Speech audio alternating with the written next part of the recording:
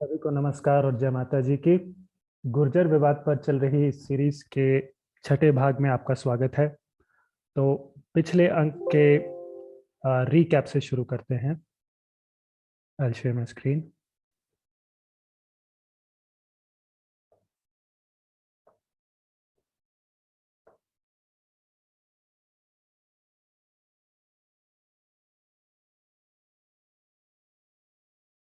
Okay,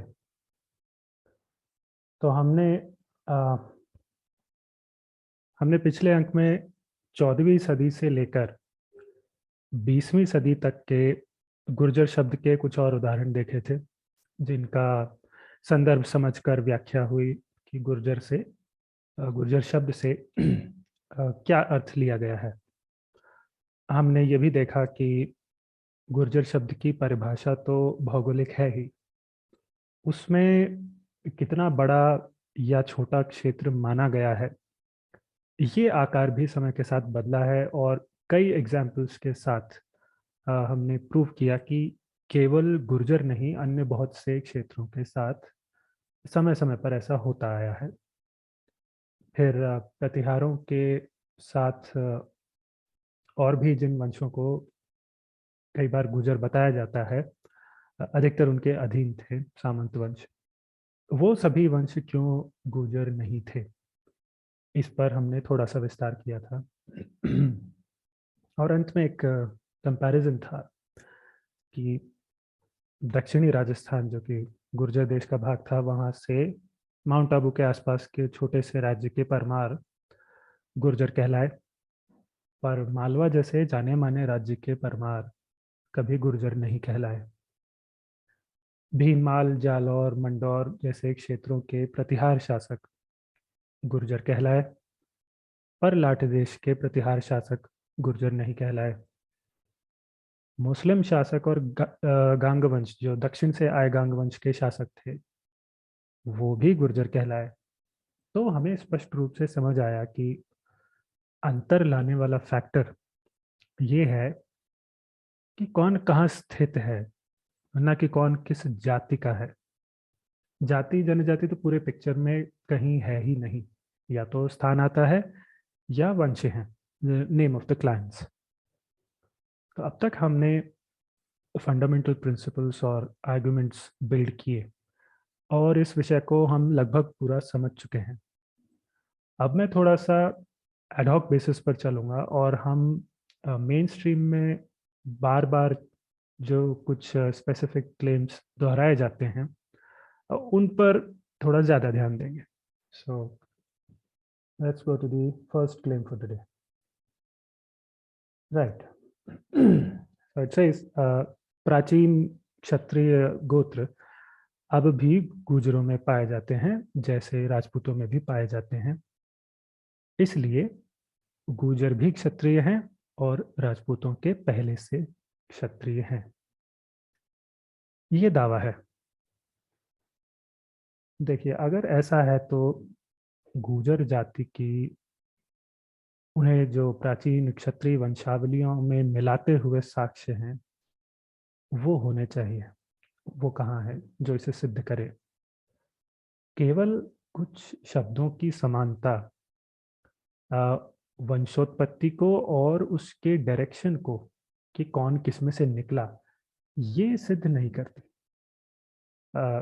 Gurjar जाति का प्राचीन क्षत्रिय वंशावलियों में कोई सीधा लिंक होता तो उसके साक्ष्य पिछली 2 सदियों में जितने इतिहासकार आए, देसी विदेशी, कोई ना कोई उठाकर ऐसे लिंक से नया इतिहास प्रकाशित करके प्रसिद्ध हो जाता, if there was any such historical content. But then, even after that, we must understand for our own clarity, right? Why are the clan or Gotra names, some of them, common between the Gujars and the Rajputs? See, the fact is that many a times, antarjatiya vivah, intercaste marriage, did take place in the medieval era.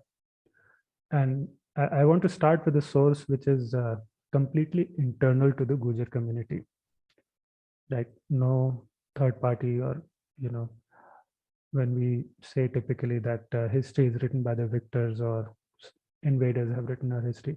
Nothing of that sort. So that is Dev Narayan Ki Phad. That's what it is called. And it says that there was a Chauhan branch called Bagrawat or Bagdawat, and their progenitor or Mool Purush, after whom the clan or the branch started, he was named as Bagrawat, and he was the progeny of an intercaste marriage between a Chauhan male and a Brahmin woman. Okay, so what you're seeing on the screen is the description of that intercaste marriage. Now, not only that, Bagrawat is shown as having born with a lion's face or head and a human body. Okay, that's one. Then what you see on your right is an incident where girls from Chhattis Kaum of the society visit a garden. Okay, and then an interesting turn of events happens, and it culminates into Mr. Bagrawat wedding with 13 girls from among these clans out of these Chhattis Kaum origin girls. So, and then he later has 24 sons out of them. All of this is from the Bagrawat Mahagatha. So, अच्छा जी जो 36 com है, this here is an obvious reference to the 36 Rajput clans. That's how they were known in the medieval times. That's second. Next, at the bottom, if you see these Bagrawats, meaning the sons, 24 sons of Mr. Bagrawat, they marry Gujar women, which leads to change of their occupation. Okay, and this is where we get the first of the many mentions in this transcript of Devnarayan Phad about the traditionally pastoral occupation of Gujars. Now, Bagrawats adopt the Gujar profession, become herdsmen, and die as herdsmen, Charvahe. That's what it says in these extracts. So this is about the events, some of the events from this text. Now, coming to the text itself, the source, the Devanarayan Mahagatha itself is a late source. What do I mean by late? The Phad tradition, which hands down this Mahagatha to us, the tradition of preparing and narrating stories in this form, that you have some pictures and they are sung to the people by specific skilled people known as bhopas. Okay, so this whole tradition or way of narration, which is called Phad, that itself is 6 to 7 centuries old at best, at the stretch. Then only in the 19th and 20th century do we see the first instances of this Mahagatha being written down. Till that point, it was only oral. There were pictures and they were narrated by those bhopas. So, even if we ignore the linguistic features, which are obviously relatively modern, the themes like there is a rough adoption of the Agnikul story of the 4 Rajput clans, which many of you might be aware of. And then there is the mixed origin cases like that of Bagrawat himself and his progeny from there on. So what all of this shows is that the bulk or the genesis or the bulk of the development of this Mahagatha belongs somewhere in the Mughal era, based on these observations. Right. तो ये हुआ देवनारायण महागाथा के बारे में. Mixed origins और intercaste marriage की जो theme इसमें मिलती है, ये हमें हमारी स्मृतियों में भी मिलती है। जैसे कि मनुस्मृति, याज्ञवल्क्य, पराशर। अ, कलयुग के हिसाब से कहा जाता है कि याज्ञवल्क्य और पराशर ज़्यादा अप्लाई होती है। Manusmriti is not best suited for Kali Yuga. That's what the learned people say. Anyways, तो अब इनमें जब इन स्मृतियों में अलग अलग वर्णों के जो अनुलोम या प्रतिलोम विवाह होते हैं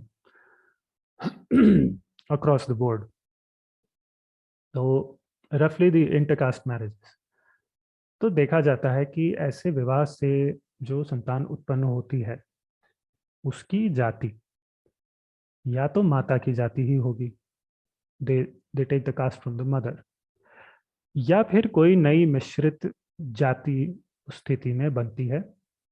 बट इन आइदर केसेस पिता का वर्ण या जाति उस संतान को प्राप्त नहीं होता। This is about the anulom and pratilom marriages. Okay, जहां पर सजातीय विवाह है, both sides are of the same jati, then there's no issue for the progeny to get their parents jati, plain and simple.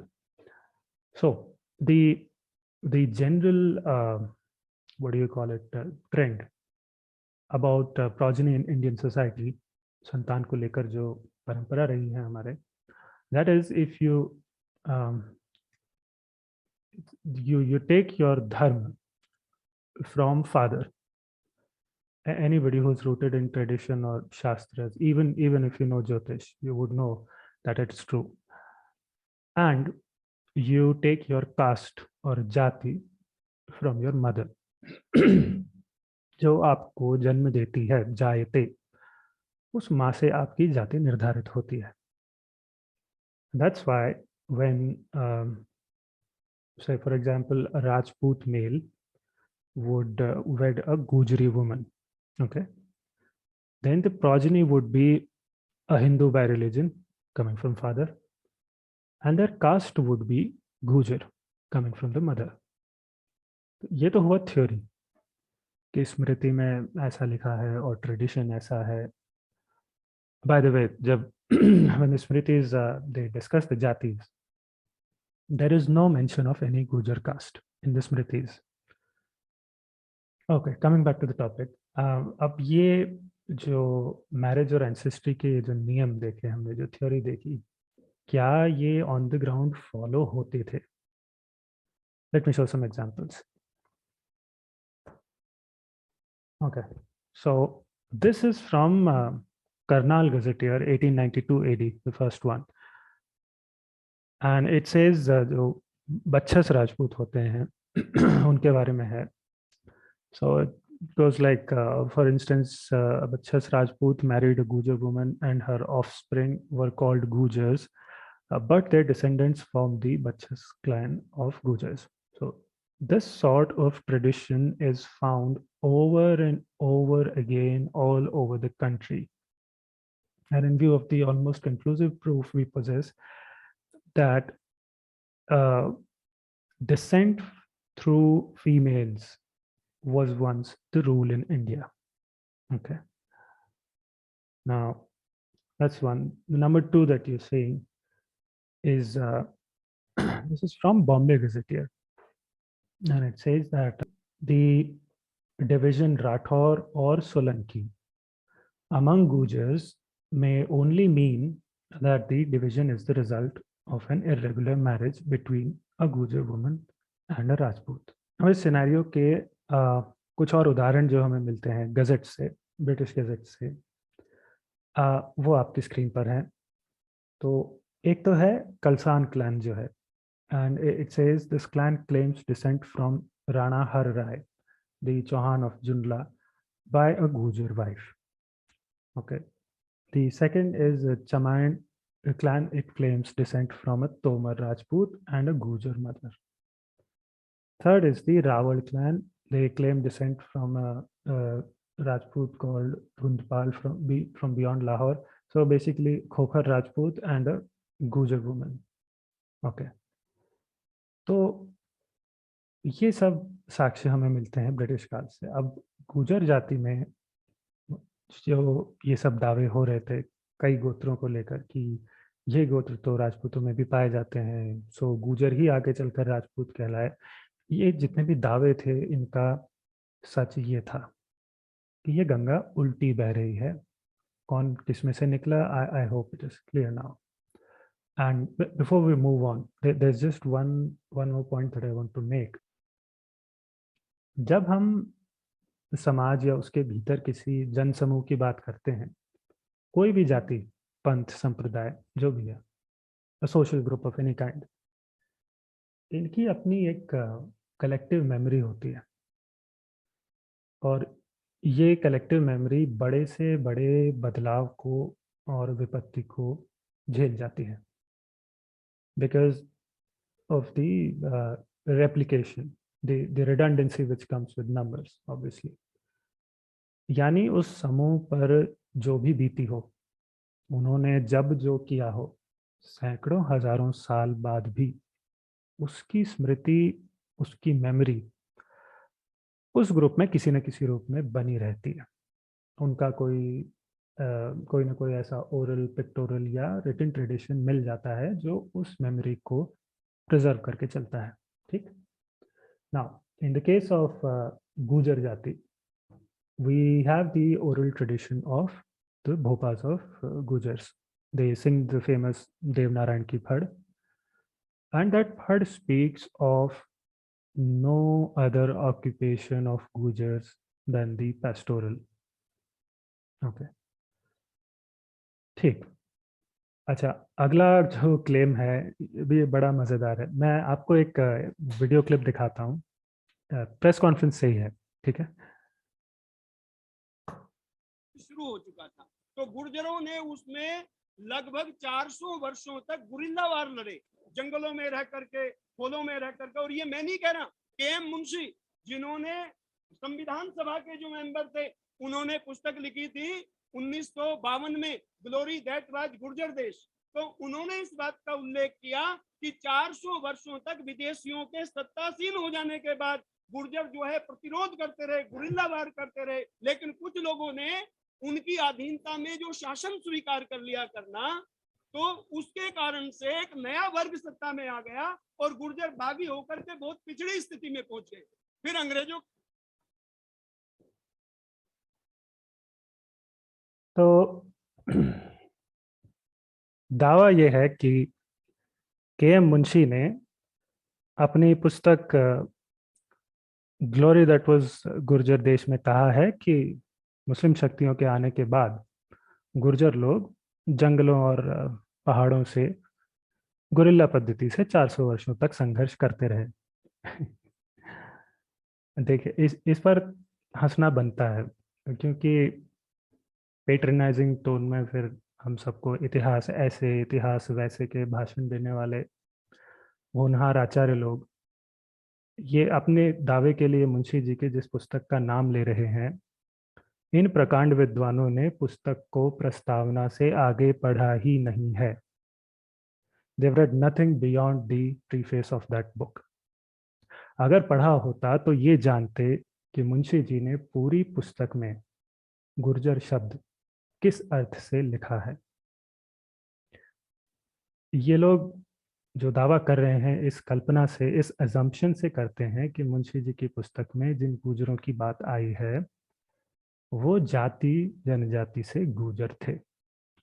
अब क्योंकि दावा करने वालों ने नहीं पढ़ा, सो मैं मुंशी जी की उसी पुस्तक से पढ़ा देता हूँ कि कैसे उनकी सुझाई पुस्तक से ही ये अजम्पशन वैलिडेट होने के बजाय डिमोलिश हो जाता है। ठीक है। तो मुंशी जी खुद स्पष्ट करते हैं कि गुर्जर शब्द से उनका क्या अर्थ है। And here I am, if you see on the screen, I am quoting page 6 onwards from the first edition. Okay, and the book parts on your screen. So I'm going to read this out.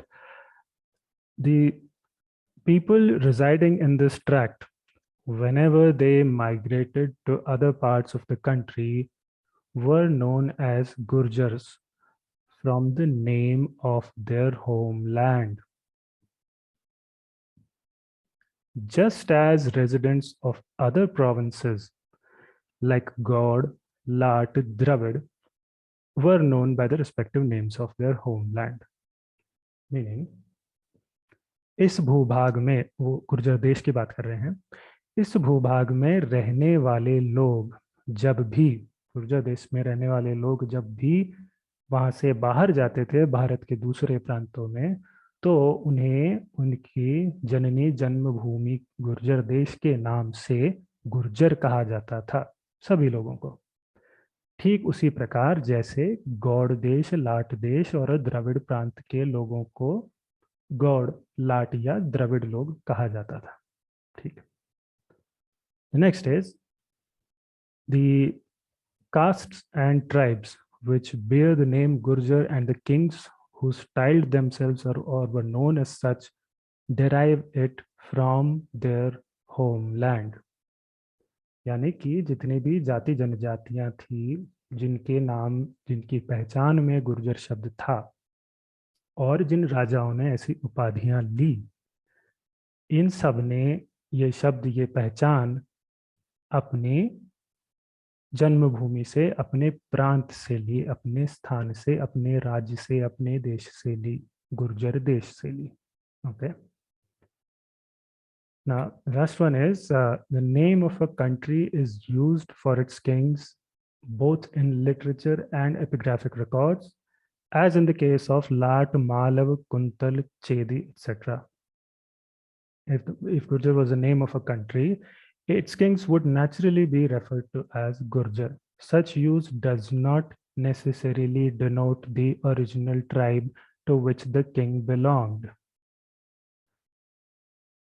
यानी जो देश है उसके राजाओं के लिए ऐसी उपाधियां जो कि उस देश या राज्य के नाम से निकली हो, ऐसी उपाधियां राजाओं को दी गई हैं, हमेशा दी गई हैं, जिसके साक्ष्य हमें ग्रंथों और शिलालेखों में मिल जाते हैं। जैसे कि लाट देश के राजा को लाटेश्वर कहा, मालव, कुंतल, चेदी और इन सभी देशों के राजाओं को भी कहा गया। ठीक वैसे ही गुर्जर चूंकि एक देश था, इसलिए गुर्जर देश के राजा को भी गुर्जर उपाधियां दी गई। इस प्रकार का उपयोग, उपाधियों का उपयोग, ये नहीं कहता कि वो जो राजा था उसकी जाति जनजाति क्या थी। ठीक है।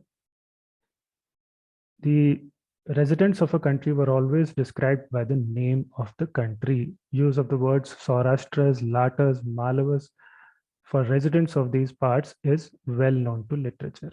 यानी देश के आधार पर लोगों का नामकरण होता था। सौराष्ट्रों, लाटों और मालवों के उदाहरण ऐतिहासिक साहित्य में उपलब्ध हैं। सो गुर्जर देश के लोगों को गुर्जर कहना बिल्कुल according to the medieval norms है। Okay, end of narration. तो ये थे मुंशी जी के रखे हुए तथ्य उसी पुस्तक से जिसका हवाला दिया गया था प्रेस कॉन्फ्रेंस में। Now coming to the so called 400 years long guerrilla warfare conducted from forests and mountains, right? उसके लिए भी मुंशी जी की पुस्तक में देख लेते हैं क्या लिखा है। ठीक है। तो मुंशी जी ने, as you can see on your screen, 1199 से 1526 AD यानी 300 वर्षों से अधिक का जो संघर्ष था, उसे कोई गुर्जर जाति या जनजाति का संघर्ष नहीं कहा। ये इस्लामी शक्तियों से उत्तर भारत के संघर्ष की बात हो रही है। दी टर्किश ऑक्यूपेशन एरा, टर्किश सल्तनत, जिसमें गुर्जर देश के नागरिक भी इंक्लूडेड थे। दूसरी बात, मुंशी जी ने ये कहीं नहीं कहा कि कोई गुर्जर लोग जंगलों पहाड़ों में छिप गए और वहां से 400 सालों तक संघर्ष किया। तो जो उन्होंने नहीं कहा उसका बिल उनके नाम पर ना फाड़े।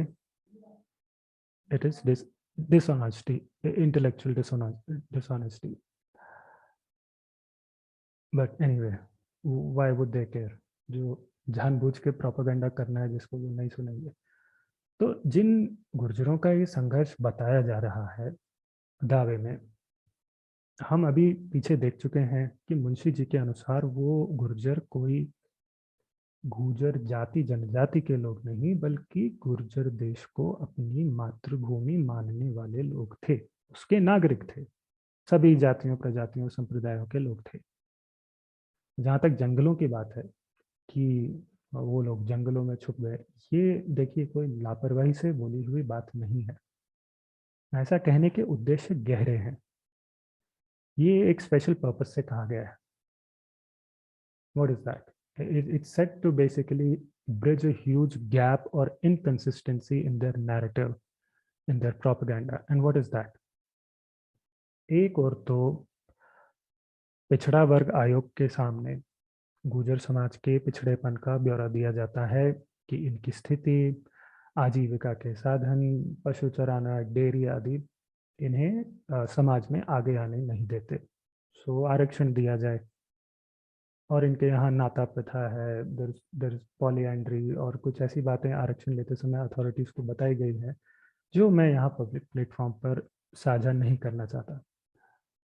दूसरी ओर ये कहा जाता है कि मेहर भोज से लेकर मानसिंह तोमर तक इतिहास के प्रसिद्ध राजा हमारी जाति के थे, यानी आपने तो राज किया है। और हिंदी का मुहावरा है ना, चित्त भी मेरी पट भी मेरी, you have your cake and eat it as well. तो इतने बड़े विरोधाभास को, कॉन्ट्रडिक्शन को कैसे एक्सप्लेन किया जाता है? यही कहकर, जैसा कि प्रेस कॉन्फ्रेंस में कहा गया कि जब इस्लामी आक्रमण सफल हो गए, इस्लामी शासन शुरू हो गया 13वीं सदी से, तो हम जंगलों में चले गए, वहां से लड़ते रहे और धीरे धीरे इस स्थिति में पहुंच गए। Nice try but it fails.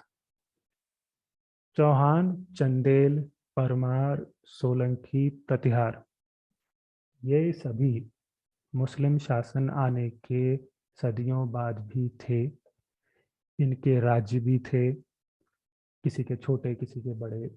ये कभी मुस्लिम शक्तियों से हारते, कभी जीतते, इनका लगातार संघर्ष चलता रहा। तो इस सब के बीच ये जंगलों में कौन से शासक चले गए, इतिहास में तो कोई ब्यौरा नहीं मिलता।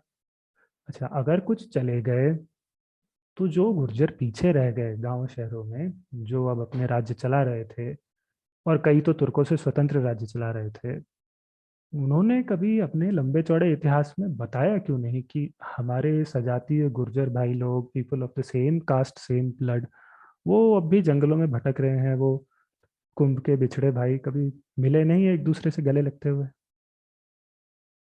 मतलब कोई अगर कोई फिल्मी कहानी सुनाएगा तो मैं भी उसे फिल्मी तरीके से आगे लाऊंगा ना। और आप सोशल मीडिया पे जाएंगे तो बिना आधार की ऐसी बकवास सुनाते बहुत लोग आपको मिल जाएंगे। और असल में ये प्रोपेगेंडा होता है। फैलाने वाले क्या करेंगे, इंटरनेट पर कुछ स्क्रीनशॉट लेके घूमते रहेंगे और अंधाधुंध सब जगह बिना अर्थ बिना संदर्भ समझे वो they keep copy pasting like bots. Let me show an example कैसे मैनिपुलेशन होता है। Think it's right up there, या ओके। सो ये एक स्क्रीनशॉट है जिसमें श्री के मुंशी जी की पुस्तक से कुछ अंश लिए गए हैं। और इसको मतलब फिर भारतीय इतिहास के हर दूसरे जाने माने चेहरे को गुर्जर बताने वाले लोग फिर इधर उधर पेस्ट करते आपको दिखते हैं कि देखिए ये जाने माने विद्वान हैं और इन्होंने हमारी बात का समर्थन किया है। Very good. अब इसमें मैं टॉप राइट पर जो पैराग्राफ है, मैं बस उस पर आपका ध्यान दिलाऊंगा। इसे पढ़ने से आपको ये लगेगा कि मानो मुंशी जी कह रहे हैं कि प्रतिहार वंश किसी गुर्जर जाति से थे। Because if you read it, it says applied in ancient records to designate a royal dynasty meant the Pratihar clan of the Gurjar race. And then it says evidence of this very important conclusion is inscription of AD 960। ठीक है, तो अब मैं आपको मुंशी जी की पुस्तक से उसी भाग पर लिए चलता हूं जहां से ये स्क्रीनशॉट उठाया गया है। ठीक है,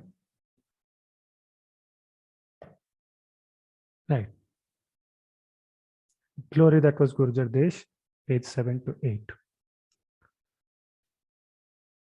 So it says, Having assumed that the word Gurjar denotes a foreign race, scholars proceeded a step further. ये के मुंशी जी लिख रहे हैं.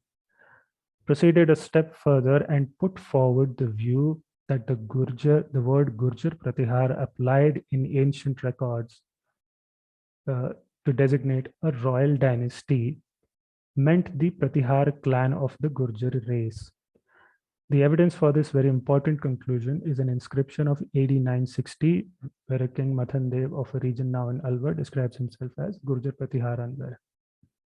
This view has been strenuously held strenuously by many distinguished men of learning practically ever since Indian history has come to be studied. Thus, what started as a hazardous opinion, a bold guess in the absence of any evidence, has now been elevated to the rank of a historical truth. It is therefore necessary to point out that except for the slight phonetic resemblance between the words Khazar and Gujar, there is no evidence which supports this conclusion. Okay. यानी मुंशी जी जिन लोगों का खंडन कर रहे थे उनके लिए कहते हैं कि ये कल्पना करने के बाद कि गुर्जर शब्द एक विदेशी नस्ल का नाम है, ये लोग एक कदम और आगे चले गए और कहा कि ऐतिहासिक स्रोतों में मिला गुर्जर प्रतिहार ये एक राजवंश है और उसी गुर्जर नस्ल का है. इतने बड़े निष्कर्ष के लिए राजौर के शिलालेख को आधार बता दिया गया. फिर एक निराधार सुझाव से शुरू हुआ ये मत कई विद्वानों की जिद के कारण एक ऐतिहासिक तथ्य की तरह माना जाने लगा. End of translation. तो अब प्रोपेगेंडा के लिए एडिटिंग करके उस स्क्रीनशॉट में जो बताया गया था, जिसका बिल मुंशी जी के नाम पर फाड़ा गया, उनकी पुस्तक से पूरा पैराग्राफ हमने पढ़ा. तो मुंशी जी ने उस सबको केवल एक धारणा कहा कि कुछ लोग ऐसा मानते हैं. फिर आगे वो इस धारणा का पूरा खंडन करते हैं और बताते हैं कि यह धारणा तथ्यों पर नहीं कल्पना पर आधारित है. ठीक. Let me show side to side, right. अब उस स्क्रीनशॉट जो आपको लेफ्ट में दिख रहा है और ये पुस्तक से पूरे पेज के स्क्रीनशॉट को which is on the right, इनकी तुलना कर लीजिए. On the left is what was spread as propaganda after manipulation, and on the right are the original pages that we've taken as is from the book. ना केवल मुंशी जी को selectively coat किया गया है, बल्कि लाइन के अंदर शब्द भी, मतलब लाइन के अंदर भी शब्द मिटाए गए हैं.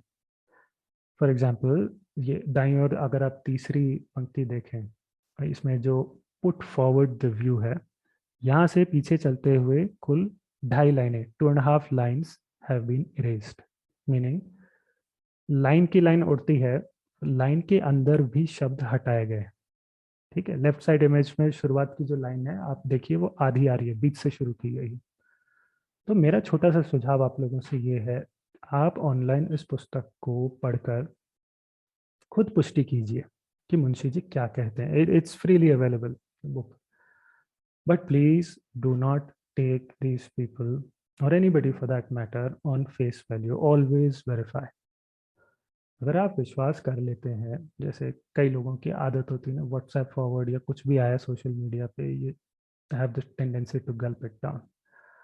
तो विश्वास कर लेते हैं तो आप एक ऐसे व्यक्ति की बात को सच मान रहे हैं जिसने जिस पुस्तक का हवाला दिया एक दावा करने के लिए, उसे ठीक से पढ़ा तक नहीं, या पढ़ा है पर जानबूझकर भ्रम फैला रहे हैं. I don't know which of the two it is, I don't know. Anyways, तो आगे चलते हैं. समथर. तो दावा ये है कि इस्लामी शासन आने से पहले के गुर्जर राज्यों में, जो गुर्जरों के राज्य थे, उनमें से केवल समथर का राज्य ही इस्लामी शासन आने के बाद भी बचा रहा. बाकी कोई राज्य नहीं बचा उनका. अच्छा, साक्ष्य? कोई साक्ष्य नहीं दिया गया. देखिए, गुर्जरों का विषय तो बाद में आएगा. पहली बात तो समथर एक राज्य के रूप में अस्तित्व में ही 18वीं सदी के अंत में आया है.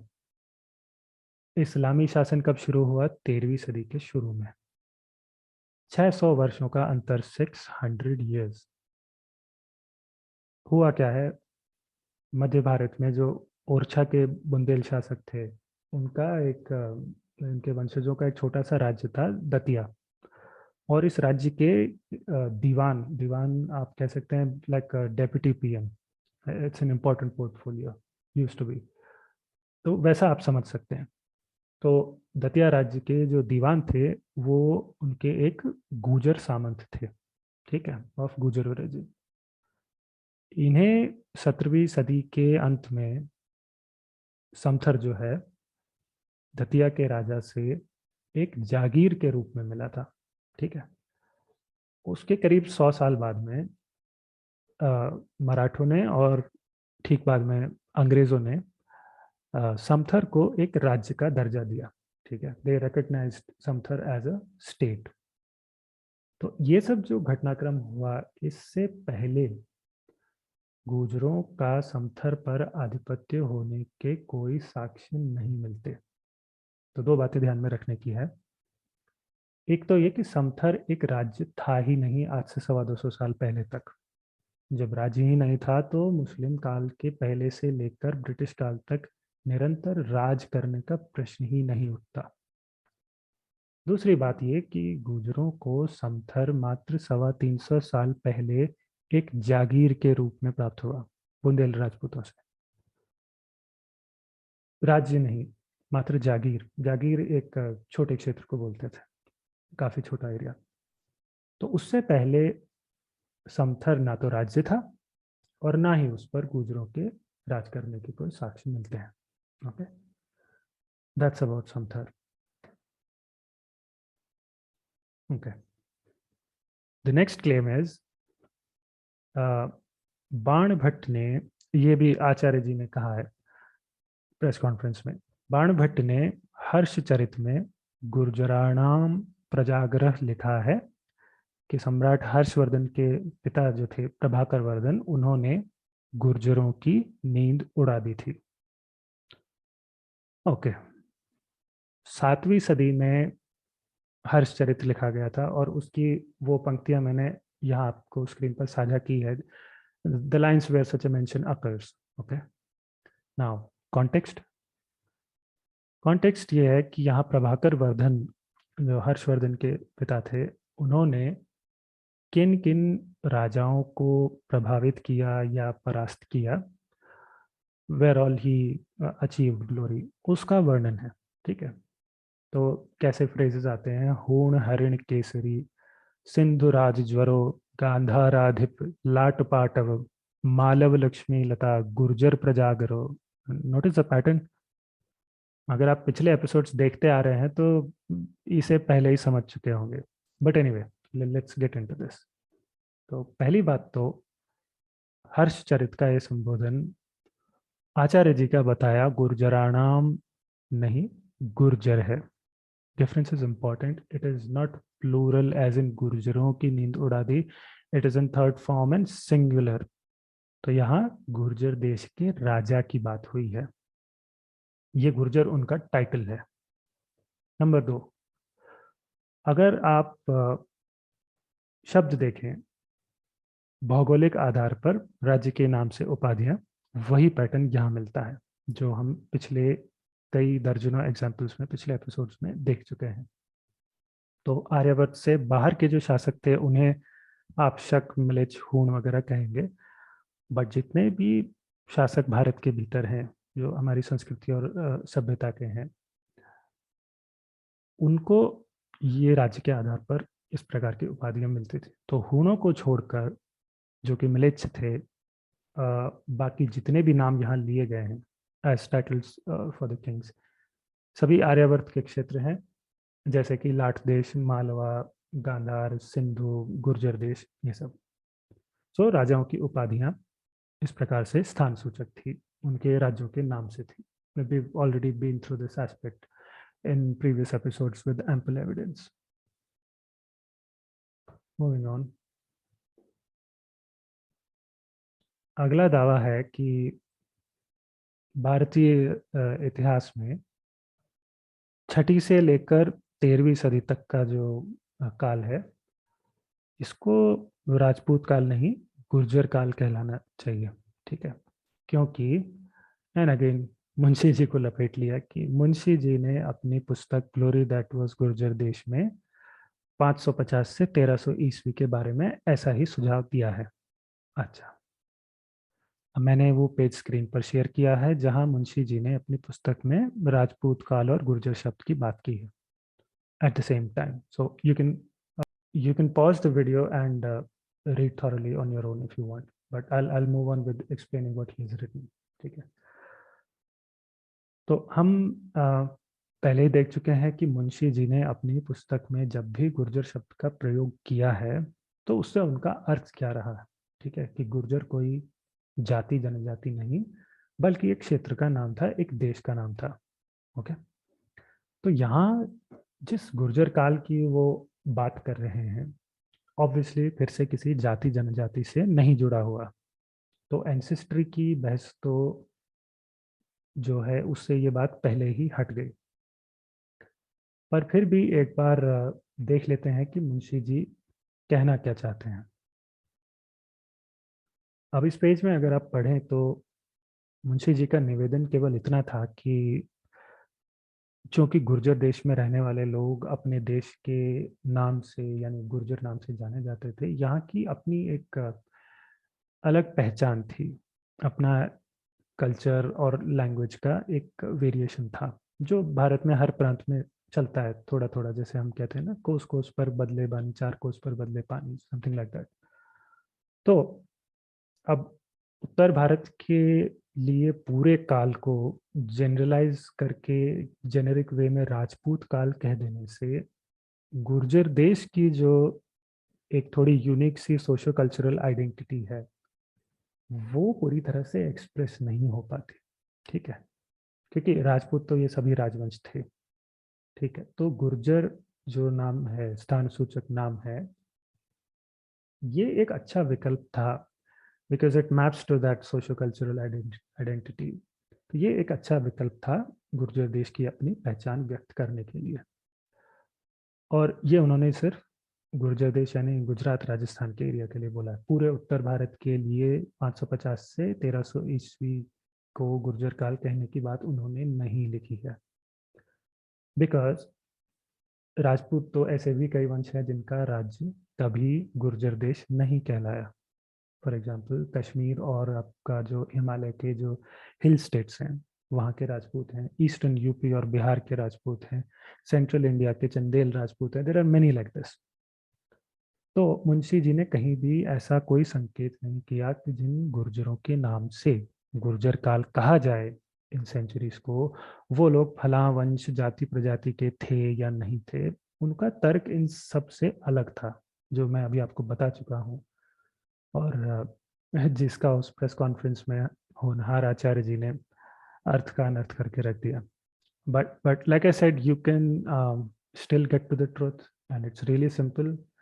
मुंशी जी की पुस्तक उठाइए, पढ़िए, स्थिति आपको अपने आप स्पष्ट हो जाएगी। मेरी बात का विश्वास करने की भी आवश्यकता नहीं है, क्योंकि इतिहास पर जितना भी प्रोपेगेंडा है ना, देखिए वो ज़्यादा ज़्यादा इसीलिए फैलता है कि हम लोग क्या करते हैं, हम इतिहास की बात बहुत करते हैं, हम उस पर लड़ते झगड़ते भी रहते हैं, पर खुद इतिहास पढ़ते नहीं हैं, and that is what adds on this propaganda. Moving on, the word Rajput has not been used for, just a minute, ये क्लेम कहता है कि राजपूत शब्द जो है 13वीं सदी से पहले अस्तित्व में नहीं था, और राजपूत जाति 13वीं सदी से पहले अस्तित्व में नहीं थी। That's what has been claimed. ये जो बात है ये हमारे मुख्य विषय से, जो गुर्जर और गुजर शब्दों से इनके इतिहास से जुड़ा है, ये उससे थोड़ा सा अलग है। और राजपूतों के इतिहास पर देखिए अलग से वीडियो करना ज़्यादा बेटर होगा, तो इस पर आज तो कोई बात नहीं करूँगा। नेक्स्ट वन इज प्रतिहार सम्राट महिपाल को राष्ट्रकूटों के एक शिलालेख में गर्जत गुर्जर कहा गया है। Now as far as I know, Mahipal Pratihar was never called Garjat Gurjar, but some similar descriptions are found in Kadwaha inscription of Hariraj Pratihar, which I'll cover soon. And in this 9th century संजान शिलालेख of Rashtrakuta. तो सूरत और मुंबई के बीच में संजान नाम का जो स्थान है, मैंने बताया था पहले, वहाँ से ये 9वीं सदी का शिलालेख है। So we are revisiting it. Rashtrakuta राजा अमोघ वर्ष का।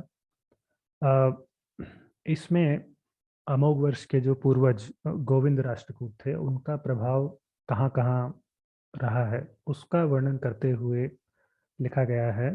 केरल, पांड्य, चौलिक, पल्लव, कलिंग, मगध और गुर्जर, ऐसे सभी भौगोलिक क्षेत्रों के नाम दिए गए हैं। और जो गुर्जर देश से जिनसे युद्ध हुआ उसके विषय में शब्द आते हैं गर्ज गुर्जर मौलो शौर्य विलयो। गर्जत गुर्जर मौलो शौर्य विलयो। अब इसमें गुर्जर फिर से गुर्जर देश के राजा की उपाधि है। तो गर्जत गुर्जर मौलो शौर्य विलयो यानी गरजते हुए गुर्जर देश के राजा का शौर्य समाप्त कर दिया राष्ट्रकूट राजा ने। ठीक है, यहाँ ऐसा कुछ भी नहीं मिलता जिसके आधार पर आप ये माने कि ये जो गुर्जर शब्द आया ये जाति जनजाति का सूचक है। ये शिलालेख आप नोटिस करें तो राजाओं के लिए स्थान सूचक उपाधियों से भरा पड़ा है। जैसे कि ये 14वें श्लोक में आप देख रहे होंगे गौड़ राजा को लिखा है, गौड़ देश का राजा गौड़ उपाधि आई है। 30वें श्लोक में 38th वर्ष उसमें द्रविड़ राजा आया है। 32वें में कलिंग और मगध। फिर 33वें श्लोक में साउथ इंडिया का एक और एरिया है वेंगी, वेंगी के राजा की बात हुई है। ठीक है, तो अब इससे अलग वंशों के नाम जो आए हैं यानी क्लैन नेम्स, वो है राष्ट्रकूट, गांग, पांड्य और चौलिक। ठीक वैसे जैसे उत्तर में आपको प्रतिहार वंश, चौहान, सोलंकी, गाढ़वाल, सेन, पाल ऐसे वंश मिल जाते हैं। पर जाति जनजाति सूचक प्रयोग यहाँ किसी भी प्रकार से नहीं मिलता। गुर्जर तो क्या किसी के लिए भी नहीं मिलता। ओके, आगे चलते हैं। कदवाहा। अब इसी तरह से कदवाहा का एक शिलालेख है जिसमें गरजता गुर्जर लिखा मिलता है। एक भाई साहब थे जो बार बार कदवाहा कदवाहा चिल्ला रहे थे। आर्कियोलॉजिकल सर्वे ऑफ इंडिया की रिपोर्ट है, तो रिपोर्ट हमने भी पढ़ी है। शिलालेख की जिन पंक्तियों की बात की जा रही है, पहले मैं आपको वो दिखा देता हूँ। वैसे कदवाहा का जो मंदिर प्रांगण है, टेम्पल प्रेमिसेस, उसमें से कई शिलालेख मिलते हैं वहाँ पर, not just this one which we are discussing. So what is the context? संदर्भ ये है कि 10वीं सदी के एक प्रतिहार शासक थे हरिराज। इन्होंने मध्य प्रदेश के कदवाहा में जो एक शैव मठ था वहाँ पर जाकर दीक्षा लेनी चाहिए, इनिशिएशन इन दी ट्रेडिशन। तो मठाधीश जो थे, द हेड ऑफ द मठ, इन्होंने राजा की वंशोत्पत्ति के बारे में पूछा, व्हाट इज योर एंसेस्ट्री? तब राजा के एक अधिकारी ने उत्तर दिया, प्रतिहार। और राजा की वंशोत्पत्ति से संतुष्ट होकर ही मठाधीश ने राजा को दीक्षा दी। अब ध्यान दीजिए, पहचान किस आधार पर हुई? क्या गरजता गुर्जर कहकर पहचान हुई? पहचान हुई प्रतिहार और केवल प्रतिहार कहकर। If you notice the words, प्रसूति गोत्तम प्रतिहार महीश्वराणाम, यानी जन्म से प्रतिहार है। ओके, अब आगे उसके ठीक बाद फिर कुछ राजा के जो पूर्वज थे, प्रतिहार पूर्वज, उनका नाम आता है, जिनमें से कई नाम नष्ट हो गए हैं, बट एक नाम हमें मिल जाता है, और वो है दुर्भट। ठीक है, फिर लास्ट लाइन जो है वहां जाके लिखा मिलता है गर्जत गुर्जर मेघचंड। ये एक उपमा है, मीनिंग गर्जत गुर्जर मेघचंड का मतलब हुआ एक प्रचंड और गरजते हुए बादल सा गुर्जर। ये किसी प्रतिहार राजा की शान का बखान करने के लिए लिखा है, ना कि उसकी जाति प्रजाति बताने के लिए। और वो सब मठाधीश जी को 2 श्लोक पहले ही बता दिया गया at the verse number 25 saying प्रसूति गोत्तम प्रतिहार। तो जब पैतृक वंश आदि जानने की बात आई थी केवल प्रतिहार कहा गया है। बाद में जब राजा या उसके पूर्वज के बखान में उपमा देने की बात आती है, लाइक एन एलेगोरिकल बोस्ट, ठीक है, जो कि बहुत होता है हमारे काव्यों में, शिलालेखों में, सब जगह, तो गर्जत गुर्जर मेघचंड, एक प्रचंड और गरजते हुए बादल सा गुर्जर, इसका प्रयोग होता है। ठीक है, मतलब मैं अगर किसी को एनी एक्स वाई जी पर्सन, अगर मैं उसको गरजता हुआ अमरीकी या बिलबिलाता हुआ पाकिस्तानी बोलूं, तो उसका अर्थ ये तो नहीं हो जाता ना कि अमेरिका और पाकिस्तान फिर अब किसी जाति जनजाति के नाम हो गए, राइट। अच्छा, अब ये जो लोग दावा कर रहे थे, कदवाहा को लेकर उछल रहे थे, ये लोग भूल जाते हैं कि वहीं वो जो प्रेमिसेस है वहां पर एक मंडप की जो चंद्रशिला होती है उस पर एक और शिलालेख मिलता है। ठीक है, और उस शिलालेख पर केवल प्रतिहार लिखा है, कहीं कोई गरजता गुर्जर नहीं है। ठीक है, मैं अभी दिखाता हूँ। या हैव अ लुक। सो यहाँ एक और बात ध्यान में रखने की है। If I could go back to the previous slide, right, on the right side जहाँ पर संस्कृत वर्सेस हैं इंस्क्रिप्शन के, if you notice the number of dashes and dots, what I am trying to say is जिस कदवाहा शिलालेख को लेकर ये दावा किया गया है, ये शिलालेख बुरी तरह से क्षत विक्षत अवस्था में मिला है, यानी सब्सटैंशियली डैमेज्ड कंडीशन में मिला है। Majority of its verses are incomplete. ठीक है, तो ऐसे में जब श्लोक ही अधूरे हैं, अर्थ करना भी कठिन हो जाता है, और इस अधूरे शिलालेख की एविडेंस के रूप में वैल्यू कम हो जाती है। पर क्योंकि गुर्जर शब्द आ गया तो इसका दुरुपयोग करने की कोशिश फिर एक डेस्परेशन में की गई है। तो ये लोग क्या करते हैं बस गुर्जर शब्द ढूंढते हैं लिटरेचर और एपिग्राफी में कि जहां गुर्जर शब्द मिल जाए बस उसी को लेकर चिपका दो कि ये साक्ष्य है। तो संदर्भ क्या है, कॉन्टेक्स्ट, शब्द किस अर्थ को व्यक्त करने के लिए आया है, उसका या तो इन्हें पता ही नहीं होता, या जानबूझकर लोगों को मिसलीड करने के लिए प्रपंच फैलाया जाता है। तो अगले क्लेम की ओर चलते हैं।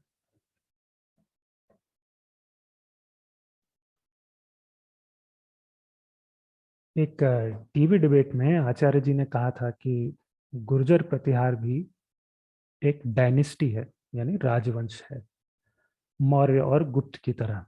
दो आर कंपैरिजन ही दिए। देखिए, जहां तक गुर्जर प्रतिहार के एक राजवंश, एक डायनेस्टी होने का प्रश्न है, तो डायनेस्टी का नाम केवल और केवल प्रतिहार है। वेरीफाई कैसे करेंगे? वो ऐसे कि जब किसी भी राजवंश की प्रशस्तियां आती है तो वंशोत्पत्ति पर विशेष जोर दिया जाता है। प्रशस्तियों का पर्पस ही यही होता था कि आप वंशोत्पत्ति और पूर्वजों का गुणगान उसमें रिकॉर्ड करते हैं। ठीक है, तो जब हमारे सम्राट मिहिर भोज प्रतिहार की जो फेमस ग्वालियर प्रशस्ति है, उसको अगर आप देखेंगे तो उसमें प्रतिहार स्वयं अपनी वंशोत्पत्ति पर बात करते हैं। ठीक है, तो उस समय प्रभु श्री राम की बात होती है, लक्ष्मण जी की बात होती है, प्रतिहार शब्द भी आता है, पूर्वजों की लिस्ट भी हमें मिल जाती है। कुछ नहीं आता तो वो है गुर्जर शब्द। इन अदर वर्ड्स, वंशोत्पत्ति के संदर्भ में, in context of genealogy and ancestry, प्रतिहारों ने कभी भी कहीं भी अपने आप को गुर्जर नहीं कहा। ऐसे कोई साक्ष्य नहीं है। okay? Moving on. तो इसी तरह फिर मिहिर भोज के समय बाउक प्रतिहार का जोधपुर शिलालेख है। यहाँ भी फिर से प्रतिहार अपनी वंशोत्पत्ति पर बात करते हैं। उस समय भी जब एंसेस्ट्री का अच्छा खासा कॉन्टेक्स्ट बना हुआ है, वर्णन में प्रतिहार लिखा मिलता है पर गुर्जर शब्द नहीं आता। ये हो गया। And by the way this one is dated 836 AD। तो ये आपको याद हो तो इसके कुछ समय बाद ही बाउक प्रतिहार के बाद में जोधपुर के पास से ककुक प्रतिहार के ऐसे ही शिलालेख मिले थे 861 AD अराउंड, राइट, जिनको हमने एक पिछले एपिसोड में ऑलरेडी हमने देखा है। ठीक है, तो इसी तरह से जब वो शिलालेख जो थे उनमें भी वही हुआ था। एंसेस्ट्री पर बात जैसे ही आती है बार बार प्रतिहार शब्द आता है पर गुर्जर शब्द नहीं आता। ठीक है, so this is why I keep repeating the connotation and the context which defines the connotation are very very important. एक शब्द को पकड़कर आप अगर बिना कॉनोटेशन और कॉन्टेक्स्ट समझे मनचाही व्याख्या करके हवाई किले बनाएंगे तो उससे इतिहास नहीं बनता, आपका मजाक बनता है।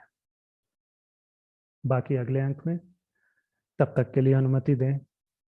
प्रणाम।